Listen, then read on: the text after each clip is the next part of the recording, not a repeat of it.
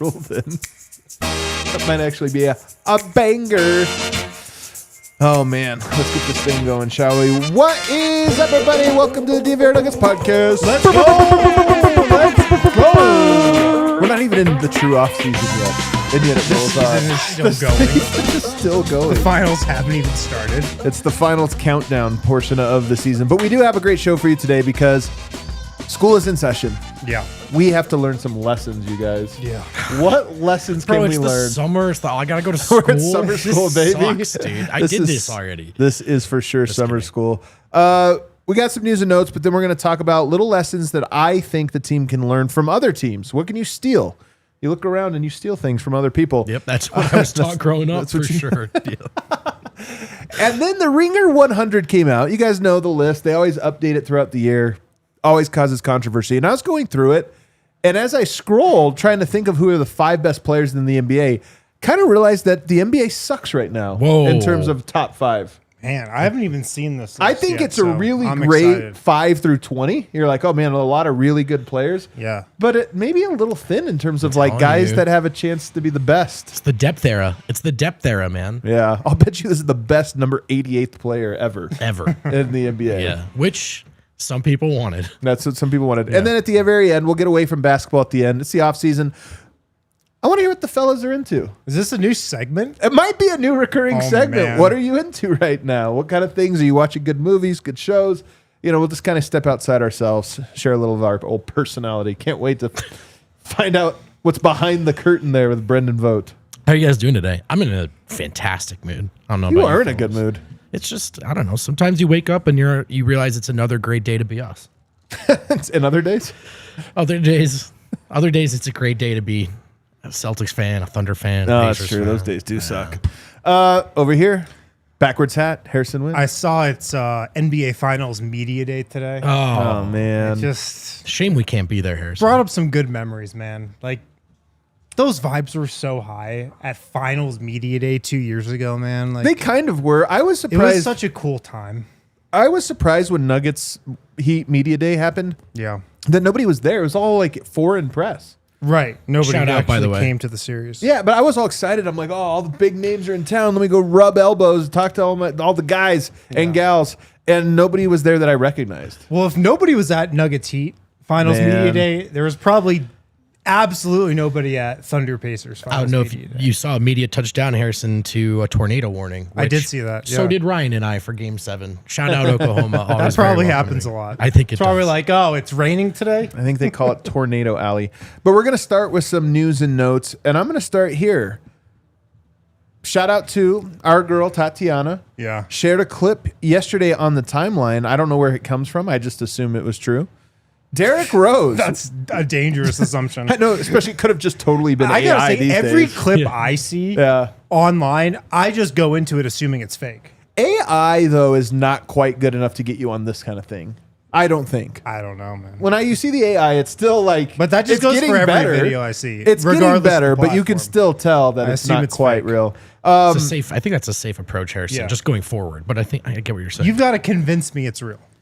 Anyways, Darrick Rose was asked who's one player you'd love to play with. Just any player through history you'd love to play with if you could go back.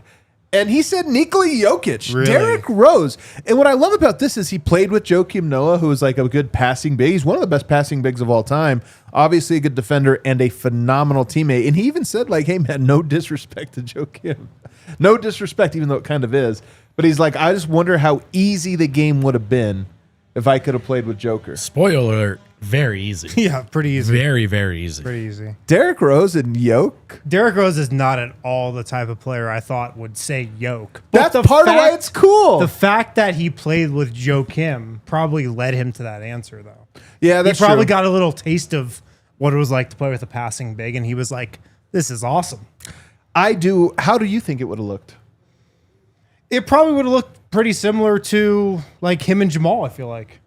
Although, D Rose is more of like a get to the cup. More of a drive, get to the rim, a little more of an ISO type of guy. But I gotta think the 2-man game would have been electric. I mean, I think it would have been sensational. Yeah. I think it would have been more like Westbrook and Jokic, where it's just like downhill. Yeah. Russ is such a great passer. I think a better passer than Derrick Rose, and so he really fed Jokic incredibly this year. But I think that prime Rose would have gotten to the cup and finished like a mix of Westbrook's speed, Murray's creative finishing, and different things. And then unselfish player as well. Like Derrick Rose, for as aggressive as he was as a player, I think would have loved feeding Yoke. To me, that would have been like, I never really thought about it, to be honest. Like you always think about Yoke with other guys. I never thought of him with Derrick Rose. I think it actually would have been one of the top. Well, the late stage, you just kind of referenced some of it, but the late stage Russ, late drive dump off to Jokic, kind of figuring out that he can make that decision all the way to the last second, especially with Jokic's hands. You just wonder what that would have unlocked for both peak Westbrook and, of course, Rose, just getting to the rim, just the choices a defense would have to make. And if Rose had figured out that pass in particular, how to manipulate it, Murray obviously has done this to some championship level extent. That would have been awesome to watch. We know this, of course, because Superstar Dev sent it very enthusiastically into our Slack chat. You know what? I always say my game a little like Yoke, pickup level, of course. This is like 1,000 levels down of the actual Yoke. And same thing goes for Dev. He's got a little Derrick Rose in him. He does have a little D Rose in him. So you know what? I can tell you what it works like. It looks phenomenal. Yeah. Unstoppable duo. Same vertical and everything. The other news we have here, Adam Silver has a new idea. And it's really the idea everybody's been calling for. Next year's All-Star game will likely be featured around some format of USA versus the world. Taking from something of the Four Nations that the hockey does. He also cited that it'll be right around the time of the Winter Olympics. So there might already be this like nationalism storyline going on. Winter, though, not summer. Winter Olympics, Olympics, yeah. Winter Olympics. But nonetheless, it's Olympics. How do you feel about this news? Whatever. That's how I feel too. Is this going to work? No. Are people going to talk themselves into thinking it will work? Yes. Is it worth a shot? Yes. Yeah, it's worth a shot. Yeah. It's probably worth a shot. It's not a bad thing that they're trying it. I'm also just kind of sick of it. They should have tried it like 5 years ago, though. I mean, they've gone through all these iterations already. I also just know, here's the other problem about the NBA, because I always say it is some parts structural, but some parts cultural, why their league, I think, has so much toxicity to it. I'll bet that this becomes annoying. The U.S. versus the world. I think this will be Kevin Durant's Super Bowl. Oh. He's really big on this idea, So maybe it will work if that's the case. I just don't think everybody's going to care. Well, I'll tell you, the world guys definitely won't care. That's what I'm saying, is I actually could see this U.S. guys will care more about this, I think. I think so, too. I think this is why I say the Kevin Durant Super Bowl, because I think he's going to be gunning for All-Star MVP. It's going to be like 200 to 100. Yeah. I think everyone thinks you put Jokic and Luka on the same team in any capacity. And it's like two world universe beaters. It might be worse. No, it's just two kids on a playground refusing to do anything but giggle with each other. Might be worse than it's been in recent games. Yeah. I still liked my Four Nations idea. But 4 regions? 4 regions. Yeah, I like that too. I like that one, but that one will never take hold. Yeah. So we'll try this. I'm with you, though. When I heard the news, some people were like, yes, this is what we've been asking for. And I was like, am I just cynical? Probably. I'm a little cynical, but... Am I losing my edge here? I don't know. Look, it's got a better chance at working than whatever... Yeah, let's try it. Bullshit they write the report, sorry. But whatever thing they came up with last year. That rigged 3-team draft. Oh, it was so dumb. When they said that at first, this is what's wrong with the NBA, is everything is so orchestrated in a way that's so clearly fake. We're going to do the legends and because it was Shaq, Kenny, and Chuck are going to draft teams. You're like, ooh, I wonder who Chuck likes. And you're like, oh, there's a theme to it, and it's all fake. You know what they should do to make it even more annoying? The MVP can only go to a player from the winning roster of World versus MVP, of World versus Team USA every year. That's how you get everyone to. We just make all awards the dumbest possible. You literally awards. Cannot qualify for the MVP unless your side of the world won. All right, well, let's start breaking down some stuff here, guys. And I'm going to start, because segment 1's almost over. I went through and came up with things that the Nuggets as an organization and as a team have to learn from other teams. And some of these we've already talked about. So I'm going to get to one we've kind of talked about a lot, but we can go maybe a little bit more in depth. Especially yesterday we talked about this. The Pacers are smart. Smart wins in the playoffs. And I think the Nuggets have to look at their roster and just say, are we smart enough? We talked about this yesterday. Jokic, yes. I think Murray, yes, but maybe there's a selfishness sometimes that takes away from his actual ability to play smart.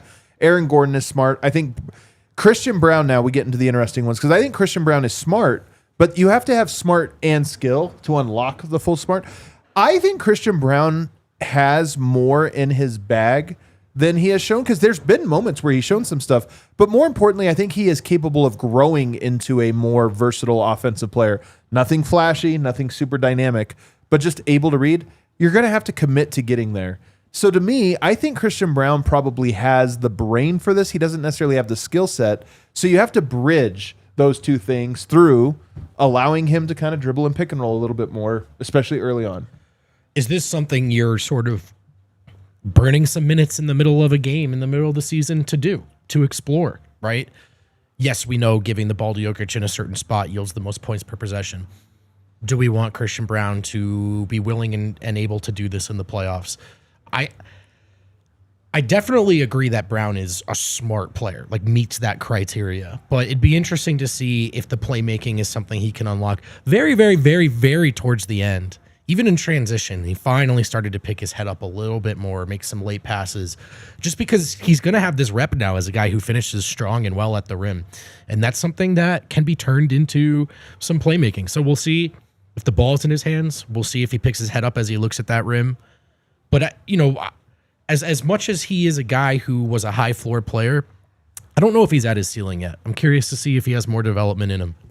Oh, yeah. He's definitely got a higher ceiling than I think I thought, probably than most of us thought on the offensive end. And we saw him crack that a little bit last season. But I think next year he will be one of those smart enough guys. No, I think he's almost there. I think he's actually there from smart enough. It's just that the skill set is sort of in a box. And you would rather the IQ be there before the skill set, Probably. Like the IQ, I think, is the tougher one of those boxes to check, as crazy as that might sound.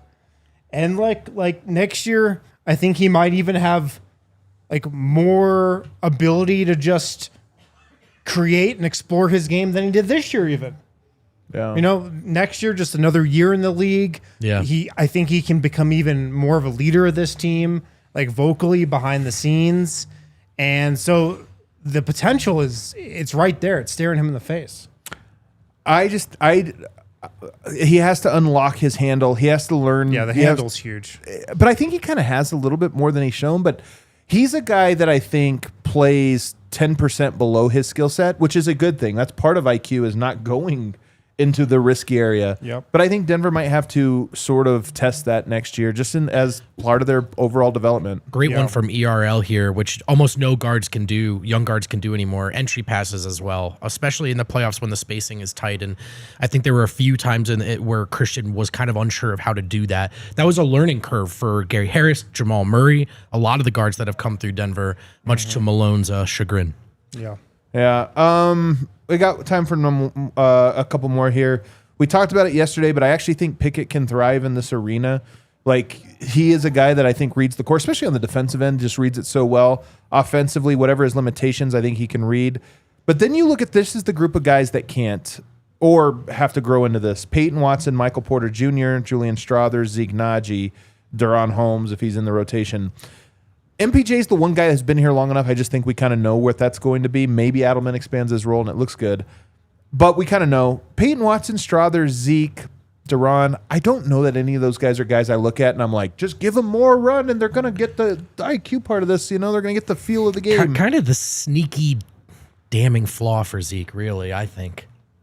Yeah, for sure. But I will say you can't afford to have some of these guys on the roster. But when I look at that and we talk about internal improvement, when we talk about who do you add that's not part of internal improvement, I look at that and I say you probably need one or two more like high IQ players. So whatever vets you add, they need to. That's one of the many boxes they'll have to check. Yeah. Julian Strawther and Peyton Watson definitely both need to level up if they're going to be on the team and if they're going to be guys you can absolutely trust in the playoffs. But I think they can level up like P-Watt athletically, physically, Strother making shots. I don't know if you can count on those guys to like become Andrew Nembhard. You know what I mean? Yeah. Who, to be fair, finally missed some shots in the playoffs this time. Well, he will miss shots. I'm saying his skill is he feels the game really well. He has a high IQ. Yeah. Those guys, I don't think it's realistic to count on them to make that leap. So their leap is more your guys are hustle guys or the shooter. Right. Well, then you better bring in some guys that are those IQ guys then. Because I don't know if they're on the roster right now. That's part of this is when you look and say if Denver's going to add in their limited resources 1 to 3 veteran players. Right. They got to be There's high IQ There's a dudes. handful of boxes they have to check. One of them is high IQ. Like, can this guy play in a playoffs where it's complicated because teams are throwing these things? Is he going to be able to adjust on the fly and just know what to do? Yeah. That might be the number one requirement. Let's take a break. And there's other requirements, by the way, so it can't just be that. It's other things, and that's what makes it tough. Let's take a break on the other side. More lessons from more teams. Guys, make sure to check out the Hall of Fame app. Hall of Fame app is really cool. Hall of Fame bets. It's not your buddy's group chat full of hot takes and people throwing out parlays and whatever they're picking. The Hall of Fame app, it's a full analytics engine. So it gives you access to advanced stats, historical data, powerful tools to help you bet smarter. It's an app to help you bet smarter. It is built for the everyday sports fan, so it's easy and intuitive to use. You'll get an idea of your parlay's chances to hit, and it will identify like the weak legs of your parlay so you can weed them out before you place your bet. It's a really good app for people who take betting seriously and want to get better at betting as well. Our listeners get a 7-day free trial and 50% off their first month. All you got to do is download the Hall of Fame app or visit hallofamebets.com, HOFbets.com. Use code DNVR at checkout. Maybe the best part of this app, once you built your parlay, you can send it straight to your sportsbook with one click. It actually connects to Bet365, whatever sportsbook you're on. Hall of Fame, it's not just about parlays built for player props, game lines, totals, and more, giving you all the tools to break down trend, spot value, and all that good stuff. So for a limited time, our listeners not only get a 7-day free trial, you get 50% off to your first month when you use the code DNVR at checkout. Download the Hall of Fame app, get it on your phone, visit HOFbets.com, use the code DNVR, you're all set. It's been raining lately. I don't know if you guys noticed. Some of you may have noticed because, God forbid, there's a leak in your roof. Man, you need to hit up. Our friends at Red Hawk Roofing, Denver's best roofers, have joined the DNVR team. They're the pros. Go with the pros. Make checking your roof a part of your spring cleaning routine. Catch any issues or repairs before they get out of hand. There is no project too small for our guys at Red Hawk. They're your go-to for everything from the minor repairs to the bigger stuff, and they're all about that lasting relationship. So maybe you just want them to go look at the roof, inspect it for you. It's scary up there. I know. I'm scared of heights. It's a long fall for me. But once you get them up there, no matter how small the job is, you've established a relationship with the best roofers in town. And should a bigger job become necessary, you already know you can reach back out to your friends at Red Hawk. They're local, they're Denver, they're Colorado. And that's what we do here at DNVR. Supporting your local teams means supporting local businesses like Red Hawk Roofing. If you're looking for a new roof over your home or business, be sure to check out Red Hawk Roofing at redhawkroofing.com or call 720-771-8921 and tell them Brendan Vogt sent you. Tell them me specifically sent you to Red Hawk. There you go. All right, back here, segment 2. Make sure you hit the like button. Make sure you subscribe. We talk Nuggets 5 times a week. Rain, sleet, or snow. We will be here. We will continue to do it. We will be here. Beautiful day in Denver, Colorado right now. Somebody did reply to our tweet today, like, you guys going live again today? Machine. It's like, yes, every Monday through Friday from now until trading camp. How long have we been going live Just might be a every different- day all year? Is this year 5? I will have worked for us for 6 years next month, so it's almost 6 years. 6 years of going live every day for 12 months. It's a lot of podcasting, man, if you think about it. 5 days a week, 12 months a year. It's a privilege, boys. It's a privilege. It is a privilege. It's a privilege. But it's also a lot. It's a lot. We've probably, in podcasting in my life, have I done 5, 6, 7,000 hours? Somebody do the math. I did 2 shows a day for a while there. or two Nugget still shows. do. I You're doing 2 shows I actually today right now. still do 2 days, 2 shows You a day. just did one. You might be meeting Malcolm Gladwell's completely arbitrary mark for becoming an expert. That's true. I might be there. I'm yeah. almost good at this. I would have to think you're a whatever expert. I have another one that comes from the Indiana Pacers, and that is that guard play, specifically point guard play, matters. And this will be another show, maybe even tomorrow's show, but the more I think about it, the Russ stands have moved on. They're no longer paying attention to the show, so they're not even going to hear this. The Nuggets will miss Russell Westbrook next year. And they'll miss him, and there's parts of him, obviously, they might not miss if he opts out and if he's not back with the Nuggets next year. You will notice a lack of ball handling, speed, For sure. all that stuff, but in particular, point guard play. The Nuggets having a second true point guard who could run things this year was really nice, especially in the good moments. Murray, Pickett on the roster. The Nuggets could use guys who are either point guards, point forwards, off-the-ball ball handlers. They have a shortage of that. They have a shortage of ball handling, a shortage of guys who can just get themselves to the rim or try to do it and collapse the defense. It was a shortage prior to signing Russell Westbrook. I thought that's why it was a good decision, especially at that price point. It will be a shortage again if and when he declines. So I'm with you.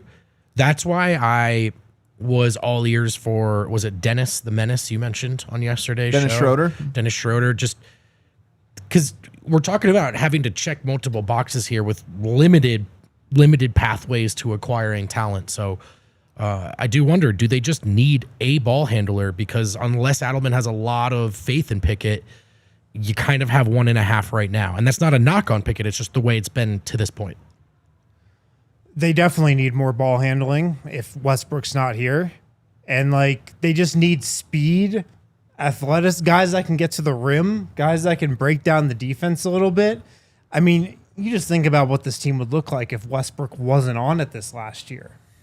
It would have been they were so thin at guard already, man. And just his ability to get to the rim and just have that driving threat.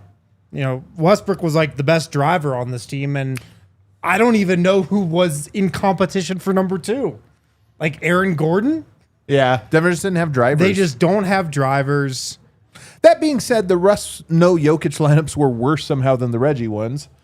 So there is that, but there's no questioning that when he had to step in for Jamal or when there were stagger lineups, sure. that 2-man game worked really well, better than any other backup point guard. And look, probably. those guys are tough to find, and they're especially tough to find on a minimum. That's what made Russ so great. But this is also why I think Pickett can play next year, even if you brought in, let's just say, I don't think they can afford Schroeder, but let's assume they got somebody of that caliber. That's your backup point guard now. Pickett, sorry, you moved to number 3. But I still think there's room for it. And this is where the Pacers having Nembhard, McConnell, Halliburton, and Siakam, who's kind of like Aaron Gordon in this capacity.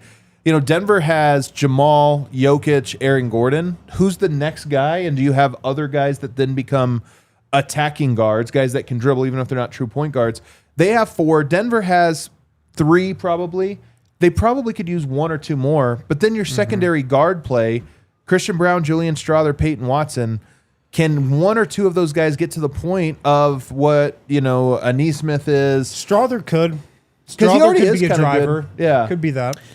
Yeah. I know it's not your point, but I'll just say it. Nesmith also pretty solid defender, which Strawther would need to get to that level as well. And this is where Bruce Brown is actually interesting, our old friend, who I think Nuggets fans probably do overrate pretty massively.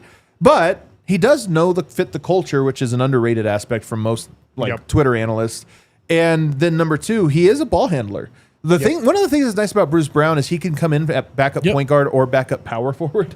And there's not that many guys that can do that, so it gives you the versatility. So if you played, in theory, him and Pickett together, or him and you played him somewhere else, and so he's the point guard, or he could be not the point guard and be like the power forward, it works. But nonetheless, it would just give you another guy that can handle the ball. Denver needs to figure. So, all right, veterans, smart, handle ball. The boxes start to check up. You go, who checks all these boxes? And the answer is no one. The Thunder, what can they learn? Defensive depth wins in the playoffs. This is another, and the regular season, actually. It does. It wins everything. But not just depth, defensive depth. Because the Nuggets could add a bunch of shooting, something they desperately need.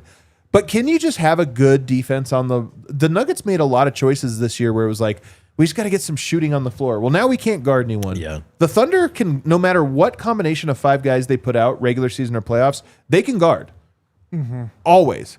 And so depth at defense really matters. Well, what killed the Nuggets this year and might kill them next year is a lot of their role players are so one way. Yeah. Peyton Watson, you get defense, but no shooting. Julian Strawther, maybe you get some shooting, but you don't get any defense. If you think about the Thunder role players, you get both. Kind of. They have guys, though, like Caruso's not traditionally a great shooter. Dort's not exactly a great Caruso's shooter. a little above. But to Wynn's point, I mean, some of them hit those shots in the play. I mean, Cason Wallace, Caruso, and I even think Wiggins, hit some big ones. They play guys like Kenrich Williams, same thing. That guy's Jalen Williams. Right. That you're like, are they good shooters? No. But they did make them when that mattered. Yeah. But to me, they're not like, I wouldn't call them two-way guys. Like, oh, it's an incredible two-way player. They were like two-way enough. Enough. Yeah. Well, can I throw a quick thing from the this is more pipe dreamy with your routes to improvement or lack thereof, but can Denver get a defensive-minded guy, meaning a guy who just fouls for 82 games and the refs just decide, yeah, you can do this in the playoffs? I would love. That's why, and I'm not saying Fowler. This literally a fouler, and I'm not even saying that this was the move they should, but we talked about That's already on the team.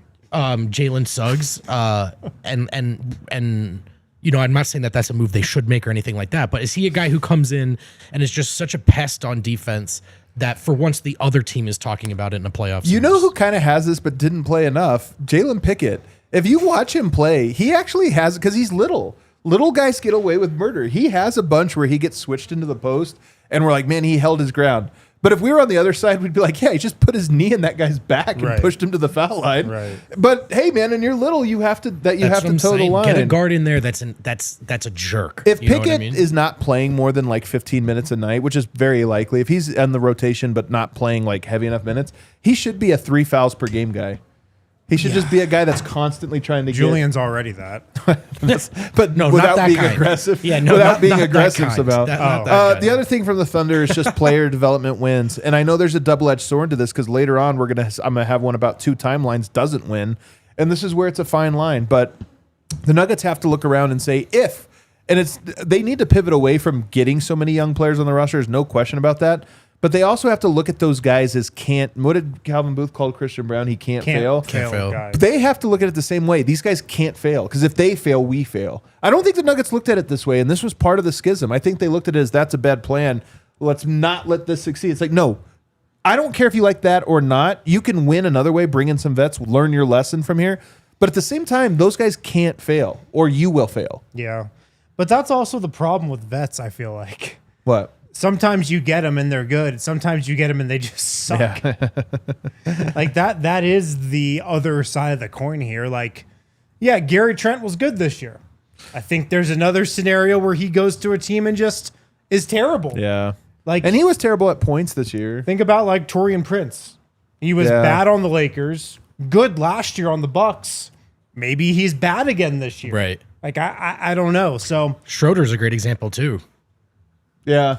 Schroeder's But cat. I do think the Nuggets have a situation where those guys are a little more likely to succeed than just, like if you give them a 50% chance. yeah. Here's one from the Houston Rockets. Athleticism wins. I think athleticism is another thing. If you look at Denver's roster, take out Russ, who is probably the most athletic guy, Aaron Gordon, Peyton Watson. Who else is Christian Brown? I think we can throw on that list. Who else is athletic on the Nuggets roster? So I think now when we talk about vets that you need to add to this roster, high IQ, ball handling, athleticism, it's like, all right, now we're cutting this pool We're down. building a max player. Exactly. Exactly. But athleticism to me is something that the Nuggets probably need to invest in. Seems to me that the only player that fits this is Bruce Brown. So far, I think Bruce Brown's 3 of 3, weirdly This is enough. what we're going to come back to. I think we were weirdly. I was thinking about this earlier. There's some boxes later on he might not check, but athleticism to me is a big deal, and you might have to sacrifice some of the guys you like that are on the roster right now, just because you're like, man, we like them, but we're just not athletic enough collectively. I think part of what happened to the Minnesota Timberwolves against the Thunder Yes. was they played another athletic group. Yeah, Prior to that, playing the old Lakers, and then last year's beleaguered Nuggets. Both true. Lakers fans that were friends of mine, sorry, and then myself at the Nuggets series, thinking athletically those looked like two teams playing two different sports. Right. You know, I'm not saying as far as quality of team, but athleticism. It was they could run the Nuggets out of the gym. It felt like they did it to the Lakers too. Nuggets aren't going to be able to overhaul that right overnight, but yeah, they lack athleticism, and it's like even Russ, who's not dunking like it's his chance to save his life or save the world anymore. There's still that horizontal burst athleticism that a lot of Nuggets don't have. So they're missing that.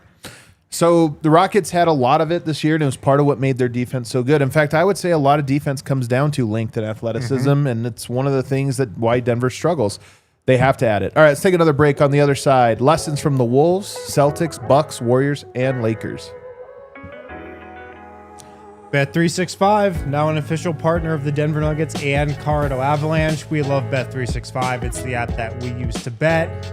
And of course, they have the early payout offer still going on for the finals. Your team goes up by 20 points. You get an instant payout on straight bets, parlay selections marked as winners. Download the app, use code DNVR365 when you sign up.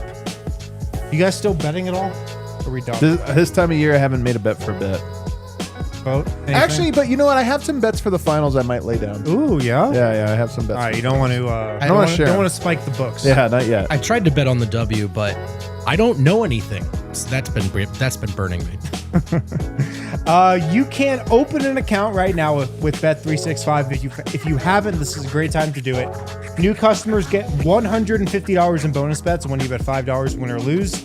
Use the code DNVR365. Deposit $10. Place a bet for $5 to get $150 in bonus bets if your bet wins or loses. Bonus bets can be used on spread, totals, player props, futures, and more. Whatever the moment, it is never ordinary at Bet365. Must be 21 plus, physically located in Colorado. Please gamble responsibly. If you or someone you know is a gambler, problem, call 1-800-GAMBLER. Terms and conditions apply. Players, pundits, coaches alike would tell you it's Game 7. It's a big playoff series. What do you want? You want home floor advantage. You should have that in your own home, shouldn't you? Hit up Empire today. The absolute best bet for getting new flooring. Flooring should not be a surprise, right? You shouldn't think, oh, that's a slightly different shade than I thought. Oh, that measurement's slightly off. Oh, this doesn't look good with my furniture. You have to pick the right flooring and see how the right colors and all of that, how it looks for your space, your furniture. And they're all about bringing the showroom to your home with Empire today, and then setting you up with some professional installers who will literally bring it to your home. Schedule a free in-home estimate today because some things are just better at home. DNVR listeners can receive a $350 discount. You heard that right, $350 discount when using promo code DNVR. Restrictions apply. Visit empiretoday.com/DNVR for full details. All right, the next lesson we have to learn comes courtesy of our hated Minnesota Timberwolves. And this is kind of a two-edged one, double-edged one. I would say that the lesson for them is that identity takes patience. They made the conference finals this year, and they had a horrible start to the year. You know, Julius Randle looked like it was a bad trade. Everybody was talking about it as a lose-lose trade for the first half of the year because it took a while for him to adjust and the team to adjust to him. As a result, they were the 7 seed, but they came in as one of the hottest teams, and it really worked. So one of this is sometimes you have to sacrifice October, November for January, February when the team comes together. But then there's a second part of this, which is, yeah, but as much as they adjusted, the roots of that adjustment weren't that deep because then a team was able to shut them down and Julius Randle looked terrible again. So this is a double-edged sword in that I think they learned how to throw their best punch with him, and it took the course of half a season, and then the second half of the season, it was like, wow, this team works together. But once there was a wrench in that system, you realized, all right, but it's not that versatile. Yeah, and I mean, that's going to be really one of the things that I think paints the Nuggets season next year. It's how do they approach the regular season? You know, how do they approach the first month, second month, third month? What's their identity and mindset coming out of the All-Star break? And I feel like if they're able to keep that, they have a shot. You know, they've always said the right things over the last 2 years coming into the season, you know, especially coming into last year. You thought they said the right stuff? Michael Malone at Media Day last year said, well, we all know the narrative last year was I ran the guys into the ground. He was very aware of that. Like, that was obviously something they were thinking about. And whatever strategy they were thinking of, like, let's not play Yoke as much, let's not play the Stars as much, that lasted like one half. Yeah. So if they're able to keep that, I mean, that probably determines maybe how their season goes. It's like Vlaco's horn to start the show. Remember when we had to do the air? What are they doing down there? I think that's a I don't saw. know if anyone can hear out the condenser mic, so. Yeah, probably not. We Really not bad. It's much worse for you guys. We can hear it though. I was going to say, look, Malone, I think, was really sensitive to the idea that if he gave that concept an inch, they might lose a mile in the standings. And I don't know if he was right or wrong on that, but that Sounds like a dying horse. but it certainly was something he was aware of, weary of. And, you know, I wonder if Adelman just getting this job is secure enough in it to go, maybe it is 5 seed next year because we prioritize this right now. Yeah. They're going to have to be able to suffer through some struggles, I think, at some point in the year if they're building towards a process that they've agreed upon. I don't think you can suffer for no reason. Like, a team can buy into. This was with the Warriors thing. Draymond was like, I know we don't look good, but we are building this foundation that people are going to see. And they might have been right if it weren't for all the injuries. From the Celtics, the lesson, windows close fast.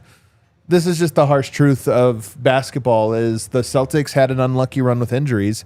But if you just looked at them on the, I know everybody called Nuggets a potential dynasty because of how things went. I always felt like that one was going to be difficult. The Celtics did feel like they had this staying power because they had this 5-man group that was kind of lucky to have gotten assembled and everything else. And then all of a sudden it ended. And now it's like, oh my God, injury. And now the future and this or that. And that's just one lesson you have to take from this is no matter how promising anything looks, it can be over like that. Except if you're the Thunder.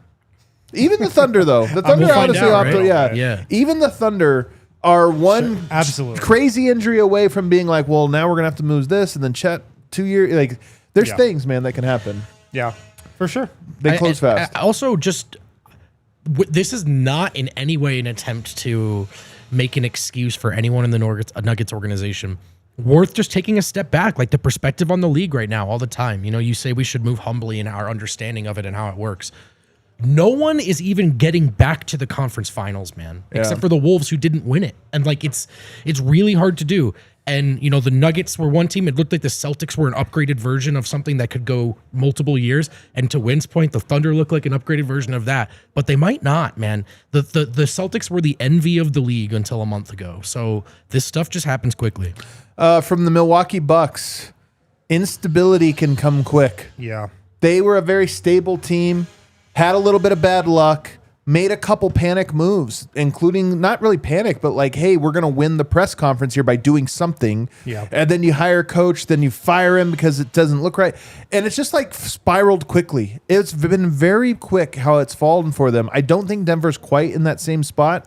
But again, instability leads to more instability if you don't correct it quickly. And the Nuggets right now, to me, are like where the Bucks were 2 years ago. And it's like, hey, man, if you don't get this moment right, the thing fully tilts here in the coming year and a half. Well, I think you can just look at it as the Bucks went like the veteran route to try to, you know, stay in contention, and the Nuggets have deployed kind of the opposite plan. Both of them failed. Yeah. You know. This is why people, I don't ever disagree with people's like takes about, you know, some of the decisions that have been made, because I think it's obvious that there have been huge errors that have been made.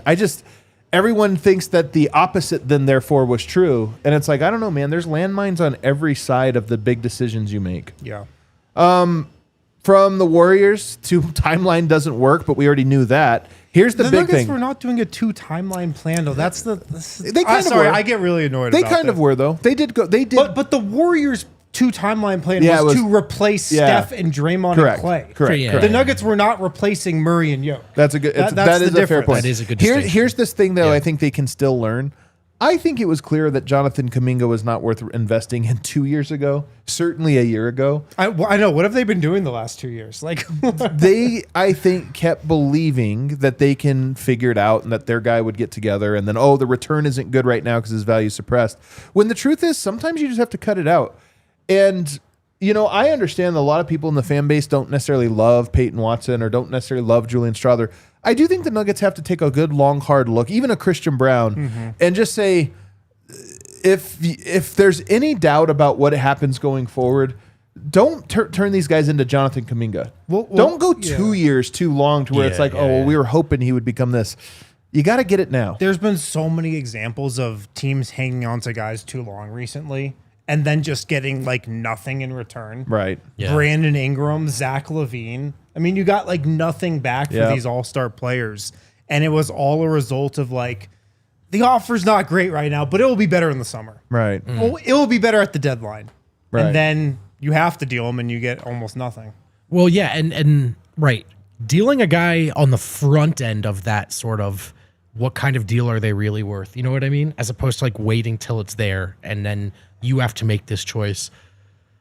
But, that's sort of what you've lamented, I think, of the last 2 to 3 years. Like if you had spent more time gathering data on everyone, maybe you're sort of making these decisions from a more informed place right now. Alas. The other thing they need to learn from the Warriors, because I think this is true of the Nuggets, I think everybody thought they were more responsible for the dynasty than they actually were. Because the truth is, like everything, the greatest example of this is the Last Dance, where Jordan thought it was all him and the team and Phil Jackson and management. Krause thought, oh, no, it was all me. The truth is they both contributed to that dynasty in ways that if they appreciated each other better or got along better, maybe it could have lasted even longer. The Warriors, I think, have something similar. They won 4 titles.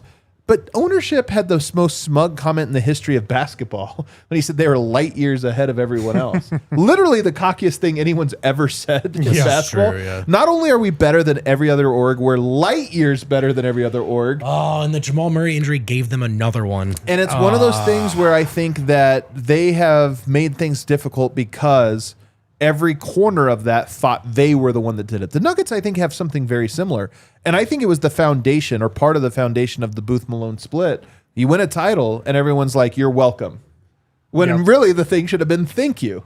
Everybody, we all did this together. How was it not? How was it not? How did this happen? I think Michael Malone thought he was the best coach in the NBA. I think Calvin Booth thought, I'm the one that did this, and now I know how to get us to the next one. I think Josh Kroenke said, I just won 3 championships. I'm sorry, Stan Kroenke, excuse me. Yeah. Who are you talking? Are you talking about the vice chairman or the owner and governor? I was talking about the vice chairman, but I meant to talk about the governor and owner. Thank you. And I think Stan Kroenke said, I just won 3 championships in 3 years. I know how to do this. I think everybody pointed the finger at themselves after this a little bit. This is the type of thing that happens to like the Lakers. I think it happens to everyone. I actually How think did this happen to our beloved, humble, it's called selfless Denver Nuggets? It's called the disease of more, and it's that for a reason. And this is why when even the Thunder could run into this, if they run through here and they're all young, somebody or everybody will start to be like, I did this. And the moment that happens, you kind of fall apart. The only guy who gets to say that is Sam Presti, by the way, and he's correct. Yeah, or Nikola Jokic, to be honest. Well, I meant on their team. It'd be pretty funny if Daigneault is like, causing a rift next year. Why? But honestly, it would be natural. He's a great coach. Yeah. Shea's a great player. They have a great supporting cast. Presti's a great GM. They have great developmental staff. It'd be very easy for any of those groups to be like, they don't do this without us developing the players the way we did. Right. They don't do this without me winning MVP. They don't do this without the permanent sub. Recently, we were named one of the top 15 Nuggets podcasts in Denver. That's true. My head got we actually so need to talk big. about this. Shout out to us, man. My first top 15. My first thought was this is pretty big. Top 15. And I just wonder. I think you guys would be top 20, but without me, would you be top 15? I don't know. I mean, I don't know. Because honestly, other podcasts that were in the top 15 were 2 podcasts that I hosted that no longer exist. Right. Keep it at 1,000. Also a top 15. Definitely top 15. George that Carl's was easily show. Yeah. The Pickaxe and Roll or Pickaxe podcast, whatever it was that I haven't. That's clearly I haven't top done 15, for 7 years. Also in the top 15. Hey, shout out everyone involved. Yeah. But So- I'm just saying, when I saw that, I thought I did this. I won't tell you guys who was number 2, but I'm pretty sure it's no longer a podcast. Number 2 is in this list. I got an email, somebody congratulating us for being a top 15 Nuggets pod. Last one, the Lakers. Deals happen through relationships. As much as this feels nefarious on every front and feels shady, it really was that Nico and Rob had a relationship and they talked in private. And to me, It's the one thing about whoever it is you hire or whoever you structure your front office is, do we feel like we know everyone intimately? Do we feel like that? Because if the answer is no, then you have a glaring weakness, and you might miss out on Luka Doncic. So I'm wondering if this is part of the case for Matt Lloyd, who has obviously was with the Magic. He was also with the Bulls for a long time, and he's been working in the league since the late 90s. So I just wonder, he's worked as a scout, an assistant Tim Connolly GM, 2.0. a vice president. Right. Is we know Matt is like good with people in the organization. Is he a Rolodex guy? So that's a question I have. And I have just sort of always viewed the Nuggets one way or another as kind of insular from this stuff. And it would be awesome if they were more connected to the grapevine. Yeah. I mean, it's how deals get done, man. I mean, the Luka trade kind of changed how I think about just trades in general in the NBA. It went from me thinking like, oh, the Nuggets could never get Trey Murphy. Right. To, yeah, I mean, it's not likely, but they could obviously get him. Yeah. Like, it's obviously a deal that could happen. Yeah, exactly. This is why I'm telling you, we've just been through too many of these crazy trades. Even the Totally. Caruso deal. Yeah. You know, like there's just too many of you to be like, come on, we can just talk about any trade. They actually are all possible. Well, the Caruso deal, I think, was another one where I believe Chicago sought out OKC and Right. was like, we want Giddey. Right. Like, Giddey's the type of player we want in return to build around. Yeah. So there's something there. All right, let's pivot now in the last 15 minutes here and talk about, maybe we should save the pyramid for tomorrow. What do you guys think? What's the pyramid? Or just talking about the best players in the NBA. Oh, yeah, let's do it tomorrow. Let's do it tomorrow because we can go a little bit more deep on it. I want to just get away from basketball for a little bit in the offseason, talk to our audience, have a little bit of fun. And I'm curious, you, the audience, mostly because I need things to watch or do. What have you been getting into lately? Reading Demon Copperhead, which is a sort of like an Appalachia kind of rural poverty, kind of Huck Finn modern thing. It's phenomenal. It's really, really well written. Don't read A it. little spooky, Appalachia. Don't read it if you don't want to cry Appalachia. either. It's like, you know, it's a kid who falls through the cracks of the foster home system and just sort of like sheds light on a very real story for very real Americans who, as he points out, are often overlooked by This was so much less fun by than I the thought it real and was gonna be. superheroes Damn. of the world. I was kind of expecting like some fun here, and he's I like, also, "It's actually much like David really shows a Adelman- lot of the systemic problems that we're facing right now. Yeah. The orphanage system." It's, I don't know what to tell you. It's really sad. I've also been watching Mobland. Shout out David Adelman, who He got you into it. no, I was also watching it at the same time as him, which will be the only thing I try to talk to him as we pass in the hallway for the next like 5 years. Mobland. I heard he Mobland. watches X-Files, too. I'd also watch X-Files, and that is what you call a happy coincidence. Wow. I'm David Adelman. If you want to be best friends, man, Really? you can't actually because I'm in the media, but Could be. Do you think you would be more likely to be best friends with Michael Malone, New Yorker, Yeah. you guys, Yeah. or David Adelman, maybe a little nerdy like you? oh, that's a good question. Which one? Which side That's of a you? great more- question. I think I probably at heart am more Adelman. Really? But it'd be easier to fake a charismatic hangout Yeah, that's so around true. the Jersey Dude, thing. This is the thing about New Yorkers, man. And we've seen it in real time. You just have to like say words or places that are somewhat familiar. I was You're like, bro, "Ah." we'd just go, what exit, bro? Jersey? 34th and 17th, man. Listen. You get the hot dog. I get the dog. So we best friends. We have my- nothing in common. My high school girlfriend lived in Maplewood. His high school girlfriend lived in Maplewood. You know, we're two peas in a pod. Shout out Maplewood. Maplewood, New Jersey.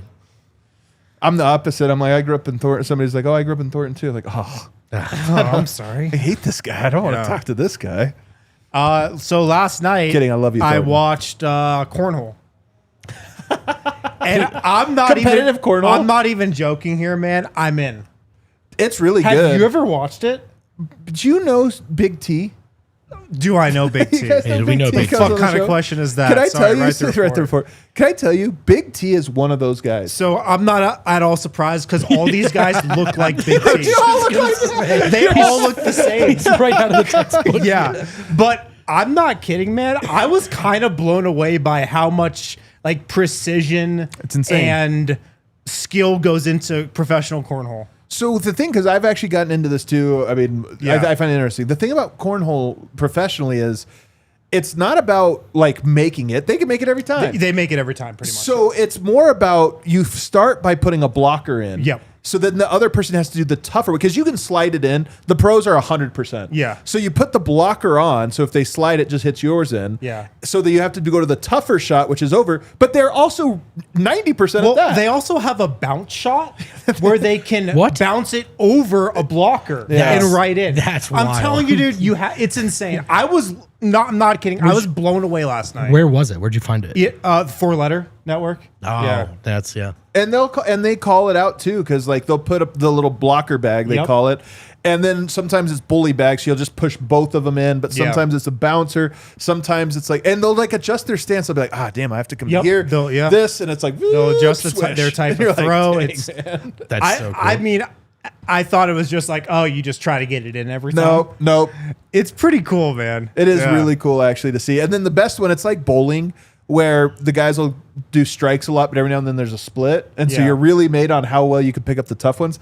That's how they are too. It'll be like last bag, they're blocking it, so you have to slide it to the right or left or something, Right. and they'll like position to where it goes. The curve and you're like, they oh can my get on god, it is insane. Speaking of guys with physical archetypes, have you ever watched darts? oh yeah, those Yeah. guys are So incredible. there's a Darts is 16-year-old phenom. yeah, I've seen And this he guy. looks just like the middle-aged guys he's locked on tour in. with. Yeah. It's unbelievable. Yeah. But I was like locked in for 2 hours last night watching this tournament. That's Yeah. awesome. I've I say this every year. I know you kind of get a tickle out of it a little bit here, but I love the evenings in Colorado right now.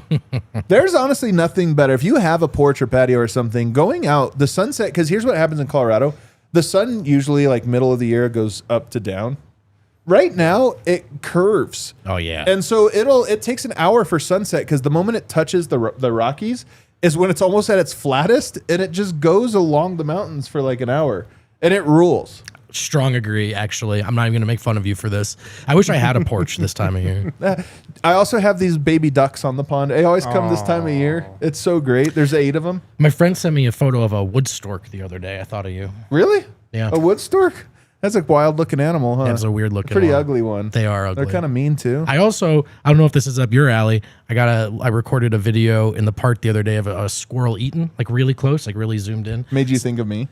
I don't just, if you guys want a cute video of a Anything squirrel outdoors eaten, is just up Adam's alley. I got that. I will tell you one thing, and like I actually really enjoy this finals. You know, the Thunder I yeah, the respect, finals. even though I like root against them, because the parts of them I don't like, I just am like, hey man, that's not my style of basketball, so I don't like them. Yeah. With the Pacers, I'll say I love this Pacers team. They're probably my second favorite team in the NBA. You know how it's all shaken out. Who's your first? The Nuggets. Okay. The Denver Nuggets. So I like the Pacers. I think they play a great brand of basketball. I know people don't care about ratings. Ratings are going to suck in this finals. And I actually do care about this type of thing. I think when people say ratings suck, it feels like an attack on Oklahoma City and Indiana. I don't think it should be. You guys know me. I'm a champion of the middle part of the country. That's you, baby. That's you. Of course. No coast bias. coast So that means bias. I'm going to OKC, Indiana. I got you guys. The good people of these regions. But I do look at it and go, the NBA has no idea how to market this. You can already tell by how dead the NBA buzz has been leading up to this week. You said it was media day. I didn't know. I didn't see any quotes. Not Nothing gonna lie. came out. That's Yeah. just so true. Think about it. Did you see a viral thing today? No. It does feel like the NBA ended last week. It's like it took a It week off. kinda Like did. everyone's like, oh, finals not to next week. Let's all just not talk about it. It also has the Nuggets Heat finals had this dynamic too of I think everyone's very excited for the Pacers. I mean, the Thunder are overwhelming favorites, man. Yeah. Overwhelming favorites. So That's part of it, I think. I Yeah. actually think that's a big part of it. Yeah. You have to have some level of we don't know what's going to happen. And I think most people feel like we do know what's going to happen. Yeah. But I think they could have marketed. I mean, like, if I just think about this from a basketball standpoint, I actually think it is the most disruptive team in the NBA in the Thunder. Right. And the Pacers, who are, I put it this way, they are the best at creating problems for you. And the Pacers are the best at solving problems. And to me, if this was football, this is an easy sell if you're football. We've seen this Super Bowl a million times. Oh man, they blitz you and they speed you up and they get to the quarterback and they get interceptions, but this offense is precise and they score and they get past. That's an easy sell.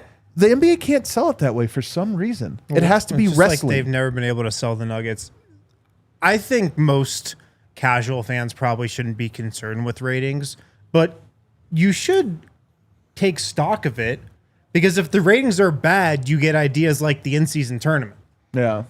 And the in-season tournament was developed because the regular season ratings are bad. Yeah. If they were incredible, we wouldn't have an in-season tournament. I think you should care about ratings too. Like, I mean, the average fan can care about whatever they want. So I don't actually think you should or shouldn't. But what I say, when people get annoyed at other people, like myself or some of the people that really focus in on these things, I'm like, this is a valid conversation, because a league is only healthy if people are paying attention to it. And to me, it's less about the teams involved and more about how the league has built itself and what it depends on. To me, this story should be easy to sell, but we know the NBA. You know what's really interesting? Sell this. Pure hoops. Adam Silver went on TV today and on FS1 and said, if we were going into a Super Bowl and it was Packers versus Steelers, you guys would celebrate that on the idea of two small. He did pick two weird teams there, I got to say. No, but it's right because they're small market, though. The NFL is different. Markets don't matter in the NFL. Right. So that's sort of him at least acknowledging this sort of like, hey, man, this shouldn't be any different. But also, he can't compare the NBA to NFL there. That's just a bad comparison. But I think it's not a bad comparison. He just is the man in the hot dog suit. Right. Exactly. Yeah. We're all trying to find the the one who NFL did has this. figured out how to do it. They know the NFL has always talked about the team. Yeah. The NBA made this choice back in the late 80s, early 90s to make it a star-driven league, and it was a boom. Yep. That was huge. But it has evolved to a point now where that's become dependency. Yeah. And that's why I'm so opposed to. I don't know that you can put that genie back in the bottle. So when he's upset about it, it's like, hey, man, you've marketed your league this way. Yeah, that's true. It's not about the matchup. It's about the individuals. It really is like wrestling. There's this wrestlingness to it of like, we want Macho Man versus Hulk Hogan. We don't want the two best wrestlers or this or that. We like the storyline of our archetypes. Everybody is obsessed with talking about the face of the league. Because if we don't know who the face of the league is, the NBA is screwed. Right. Correct. And it is true, I think. And that's why everybody's obsessed with naming the next one. Yeah. And it's sort of painfully ironic as the tectonic effort underneath that on that level of sort of trying to get parity off the ground has come to a head. Yeah. And now you've reached the point where really for the first time, maybe second time ever, it's, could the Pacers win the title? Yeah. It's not a thing anyone talks about even this year. And so you might want to be prepared as a league to be selling the Thunder and the Pacers, because it may not just be your gem markets with the top three players in the league demanding to play in the same place, etc. All right, we got some super chats, Kale. Bembeaz just realized that our backup center job is basically the Dada job in Harry Potter, Cursed Forever. I don't get that one. Me neither. Actually. Defense against the dark arts job. Vogt. My bad, guys. Dude, put down your depressing book about orphanages in the Appalachia. Read some Harry Come on, Potter. dude. You guys actually are correct. Ron Weasley, come on, dude. Keegan, that is a Quidditch? character. Yeah, that's correct. And the East Coast is Appalachian Mountains. Is that like a thing you guys think about a lot? You talk about it as like, the spooky woods. Yeah, as a coastal, as a north. That's what I'm east saying. Elitist, yeah, of Yeah, course, because to me that's like nothing. That's like ever the hiked the Ozarks. Appalachian Trail? I'm just saying, to me, they're the same as in they're the other mountains. Yeah. No, it's like for where I grew up, that's a completely different place. Everything about it. Really? Everything about it. Yeah. Keegan Hodder, thoughts on getting Luke Kennard? He's a shooter. He is a shooter. He's probably Can he play in the playoffs? Is he a mid-level exception guy? Possibly, absolutely. He's Taxpayer probably mid-level exception. above a minimum. What I'll say is, he's a guy that'll probably help your regular season, but not your playoffs. If you're going into a regular season and it's like Pickett and Kennard, I'd be very nervous about any success you see in the I regular can't season. say for certain he's a 16-game player. Yeah. But I mean, is he better than some of He the guys shoots, that though, aren't man. playing? He shoots. Jimpa Gold, new diehard, wanted to drop yeah. in and say, Oh, yeah, hey, Jim. Thank you, Jim. You guys are awesome. Been with the Nuggets since Abdul Rauf. That's awesome that's the guy. Y'all are better than the Rauf Mutombo combo. Man, that's great. Dude, Jim, thank you, man. And shout out, we had 200 diehards almost sign up in the month of May alone. Man, 200 people, man, joining So us. shout out to all the new diehards Thank out you. there. Take advantage. Read the content on the website. Pop into the Discord. And also, if you're local, come by the bar. We'll have the finals games on if you want to watch and commiserate with your fellow Nuggets fans too. Macahroo, did you guys hear the mock trade for a three-way trade? The Nuggets get Dalton Connect 4 and Rui. If the Lakers get Nick Claxton, realistically, should we wait to trade something after a big trade like KD? Dalton Connect, I'm not sure that's the guy, though, man. Like, as much as I like him, I hear he really doesn't grasp the game, and that's my number one scary That's why trait he right slid now. down draft boards too. People were concerned about his basketball IQ, Should we send people to overtime, Kale? and he's definitely not a 16-game player If either. you're watching us on Fast, head to overtime. It's on the internet. Anybody that you're going out and getting now, you've got to think about, can this guy help me in the playoffs? Will Jones. Oh wait, Big Honey. Oh, wait, Anyway, yeah. we can get one of the Shampenny brothers. Probably. You probably could. I like the one that was in San Antonio. Is that Justin? I don't know. Cool. Will Jones, Adam, loved your rehearsal inspiration. Did you watch The Curse? I didn't, but I will tell you, we didn't get to that rehearsal. Everybody knows Nathan Fielder to me is like, there's just something about it. You know what it is? Really? Here's what it is. Oh yeah, man. I'm telling you, he's like one of my favorite artists. I think he's a true genius. And here's one of the things I like, because my wife can't watch him because she My finds. wife hates that show, man. Well, I think wives hate the show. They quite hate a him bit. so much. And because she sees really do. cruelty in it, even Nathan, for all those things, and I agree. But what I like about him is he both has like a tenderness and a cruelty to him in a way that is like both things are true. He has like both polars of the thing. He could present some guy having a crush on a girl as this like elevated, oh my God, I feel the emotion, and also so base and dumb and low of like, you know what I mean? And he could hold those two things together. And I think some people will be squeamish because they feel this one way more than they feel this one. 100%, yeah. But for me, I just like there's something very tender about his like absurdity. Did he actually fly the plane?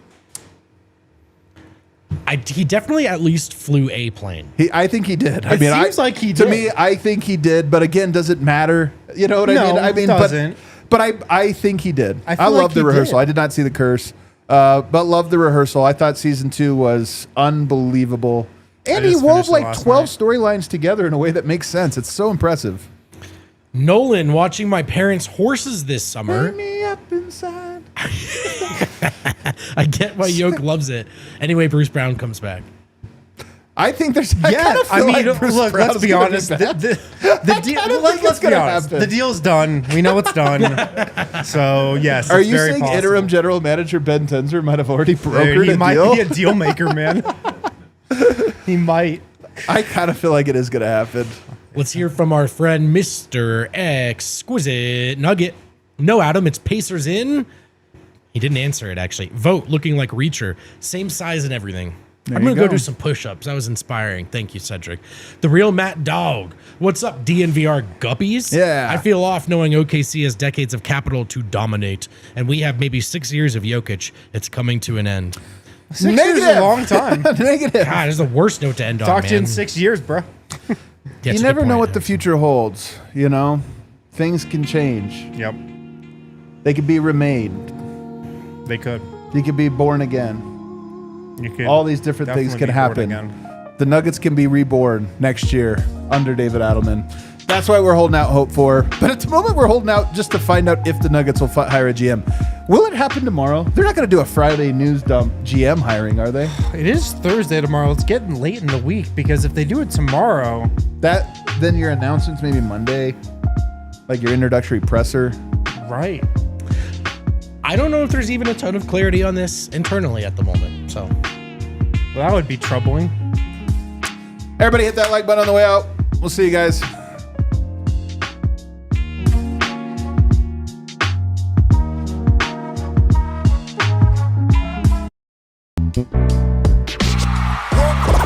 We all silly like the mayor.